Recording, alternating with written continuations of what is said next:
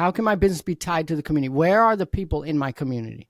Obviously, they're at Walmart, most of them. They're at Target. But there's tons of them at the local soccer games. You go to these local Saturdays, it's packed full of moms. Some of these towns, there's 2,000 people out there. They have soccer fields forever. People are there. How can I get right there? By putting my name on the back of these kids, by sponsoring. It doesn't cost $4,000 to sponsor 7 teams, T-shirts. It's probably like $500 if you think about it. Just brand recognition. Yeah. So if I take 10, a soccer team has 10 kids on it, that's 40 kids, that's 40 moms, that's 40 families. Sure. I can sponsor and get some T-shirts. What am I going to spend? About $500-$600? And I'm tying myself to the community. Those moms, there's a pretty good chance they're not going to Google HVAC company near me. They're going to say, oh, my AC's broke.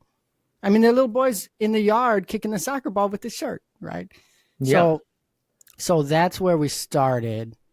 We started by... I love this shift. I don't mean to cut you off there. I like you're saying, you're throwing out so much gold. I just want to kind of grab it as it's flying by here.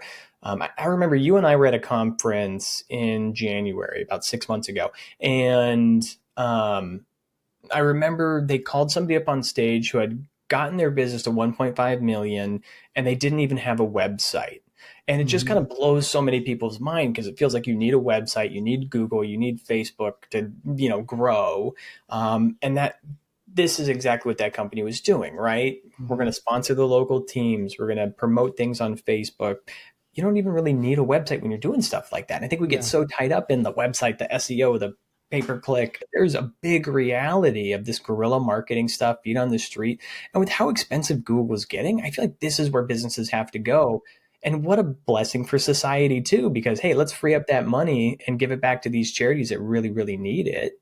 I love that. Yeah, because if the businesses in the town are giving to the local initiatives, that's a lot of power. Local initiatives, right? So because any community is families are at the heart of the community. And then after that, it's small business, right? So if the corporations come in and that's fine, but if the families and the small businesses can bind together and support these initiatives, then it just becomes powerful. And that's why we do it, because it helps the community. And that sort of relationship is not transactional anymore. When you Google and you say house cleaner near me and they click on you, get their house cleaned, that's transactional, unless now you have to deliver incredible service. You got to continue to drip market them. But if you can start before that, you're still going to offer incredible service.